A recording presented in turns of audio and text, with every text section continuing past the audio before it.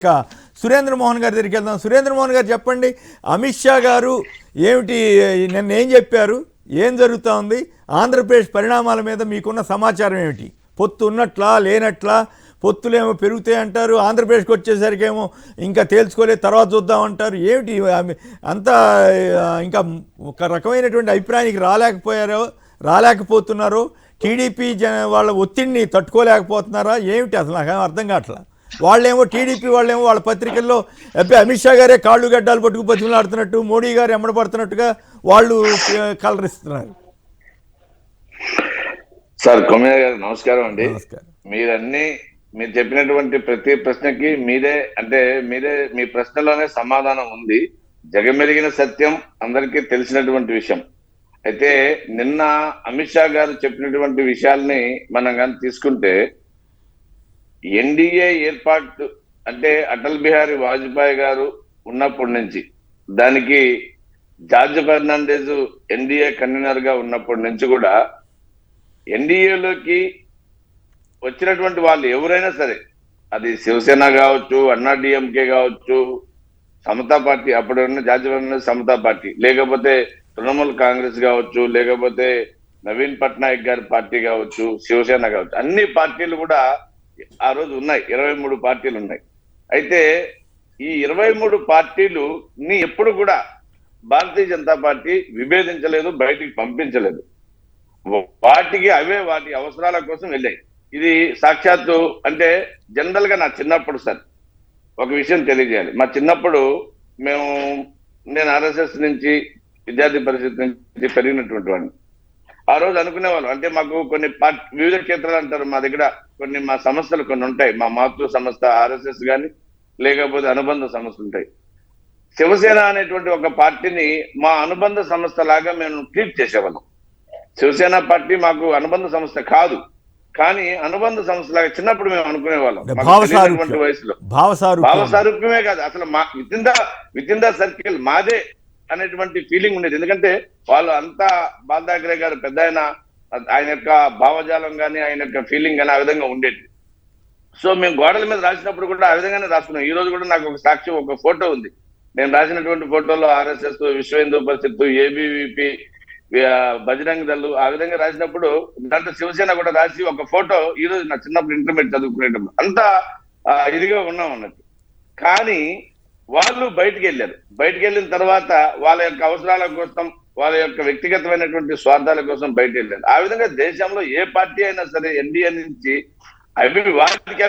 వాటి అవసరాల కోసం, నితీష్ కుమార్ కావచ్చు, లేకపోతే ఎవరైనా కూడా అకాలీదళ్ చంద్రబాబు నాయుడు గారి కంటే ముందు నుంచి కూడా భారతీయ జనతా పార్టీతో, ప్రకాశం సింగ్ బాదల్ వయసులో ఉన్నప్పటి నుంచి, అంటే ఆయన బాగా యంగ్గా ఉన్నప్పటి నుంచి భారతీయ జనతా పార్టీతో ఉండింది.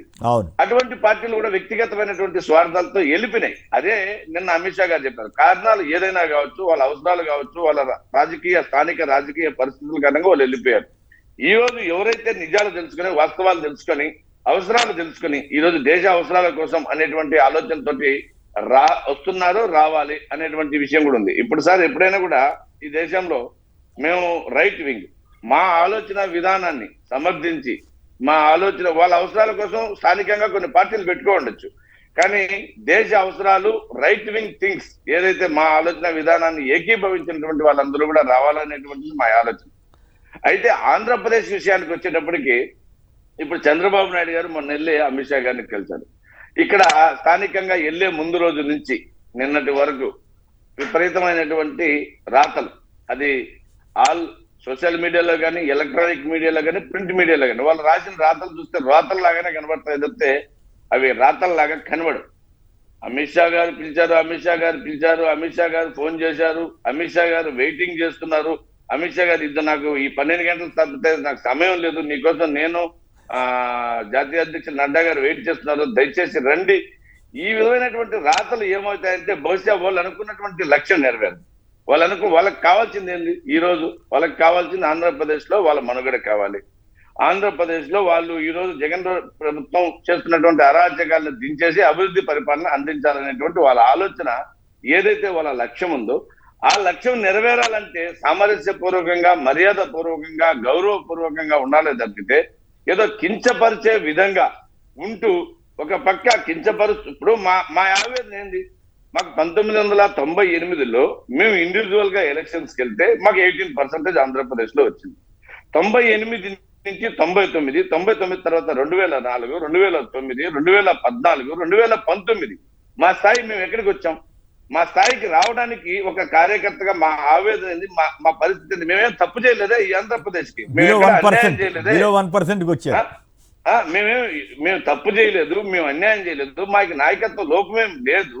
కానీ ప్రజలు ఏ విధంగా మమ్మల్ని తిరస్కరించారు, ఈ తిరస్కరణ గురి కావడానికి కారణం ఎవరు? అటువంటి వ్యక్తులు మళ్ళా ఈ రోజు మా మీద విషం చిమ్ముతూ ఏదో ఒక రకంగా అంచేయాలి, గుప్పిట్లో ఉంచుకోవాలి, లేకపోతే ధృతరాష్ట్రుడి కౌగిల్లో ఉంచుకోవాలనేటువంటి ఆలోచన ఏదైతే ఉందో ఇది ఏ రకంగా కూడా కరెక్ట్ కాదు. ఇది వాళ్ళ లక్ష్యాన్ని నెరవేర్చే విధంగా ముందుకు తీసుకెళ్లదు సార్. ఇది 100% చెప్పగలుగుతాను. ఓకే, అయితే నెరవేర్చేది ఈ రోజు భారతీయ చెప్పండి. అయితే ఇప్పుడు మీరు ఇంతకీ చాలాసేపు విషయాలు చెప్పారు, చివరికి ఆంధ్రప్రదేశ్కి వచ్చేసరికి కొద్దిగా మీ బాధ, ఆవేదన ఇవన్నీ అర్థమవుతున్నాయి.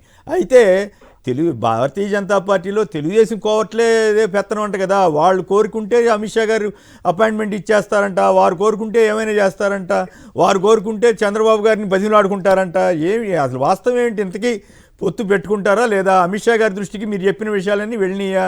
మీలాంటి కార్యకర్తల ఆవేదన అంతా వెళ్ళిందా? కేవలం మీరు కూడా వాళ్ళ చేతుల్లో ఏమి చేయలేని నిస్సహాయ పరిస్థితిలో ఉన్నారా? మీ అభిప్రాయాలు చెప్పే పరిస్థితి ఉందా లేదా? సార్ ఒకటైతే వస్తుంది సార్, ఈడ ఎవరు అమాయకులు లేరు సార్. మీరు కూడా ఒక విషయాన్ని గ్రహించాలా, మీరు కూడా ఒక విషయాన్ని విత్డ్రా కూడా కావాల్సింది.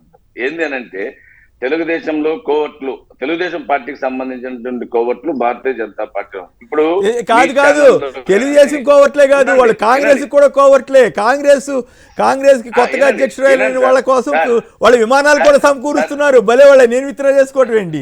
వాళ్ళు తెల్లారు లెగిస్తే తెలుగుదేశం వాళ్ళ ఇళ్లలో ఉంటున్నారా, మీ దగ్గర ఉంటున్నారా? కేవలం షా గారి కోసం, మీ బీజేపీ నేతల కోసం తిరుగుతున్నారు తప్పితే మీకోసం అక్కడ పనుల కోసం వెళ్తున్నారు తప్పితే ఈ రాష్ట్రానికి వస్తే మీ దగ్గర ఎక్కడ ఉంటున్నారు? వాళ్ళు అచ్చంగా తెలుగుదేశం వాళ్ళ ఇళ్లలోనే కదా ఉండేది. సార్ ఉండండి, ఒక నిమిషం నాకు సమయం ఉంది సార్.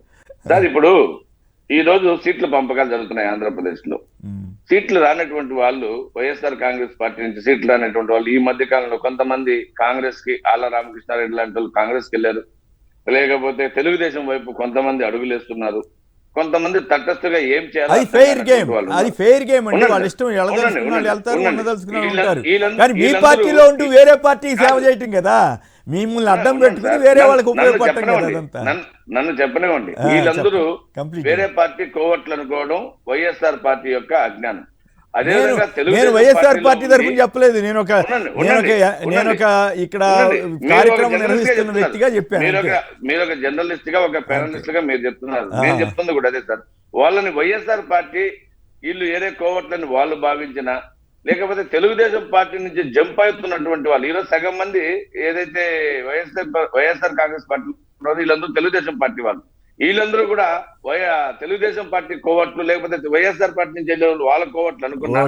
మా పార్టీలో అతి దారుణం ఏంటంటే, మా పార్టీలో మీకు చెప్తున్నాను సార్, చాలా ఘోరమైన, అంటే ఇతని 100 రకాల డిబేట్లు నేను ఇదే విషయం వాదిస్తాను. మా పార్టీలో ఉన్నటువంటి వాళ్ళందరినీ మీరు ప్రతి ఒక్కరిని, మీరంటే మీరు కాదు, మీరు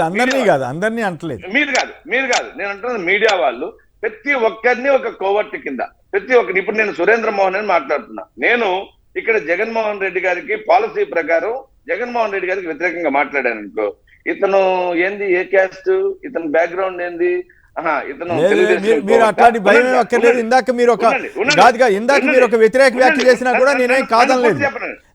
కాదు సురేంద్ర గారు, మీకు ఒక ప్రామాణికం కోసం చెబుతున్నా. మీరు ఇందాక ఒక వ్యతిరేక వ్యాఖ్య చేశారు, అయినా నేనేమి అడ్డం పడలేదు కదా. అదే సార్, నేను ఇప్పుడు జగన్మోహన్ రెడ్డి గారికి వ్యతిరేకంగా మాట్లాడితే తెలుగుదేశం కోవట్టు, లేకపోతే చంద్రబాబు నాయుడు గారికి వ్యతిరేకంగా మాట్లాడితే వైసీపీ కోవట్టు. మా పార్టీలో ఇక నేను చెప్పకూడదు, కానీ మాకు అత్యంత దురదృష్టం ఏంటంటే, మాకు ప్రతి ఒక్కరికి పై నుంచి కింద దాకా. ఇప్పుడు సార్ మీరు ఏమంటారంటే, సార్ ఉండండి సార్, కోవట్లు అన్నదని చెప్తున్నా, కోవట్లు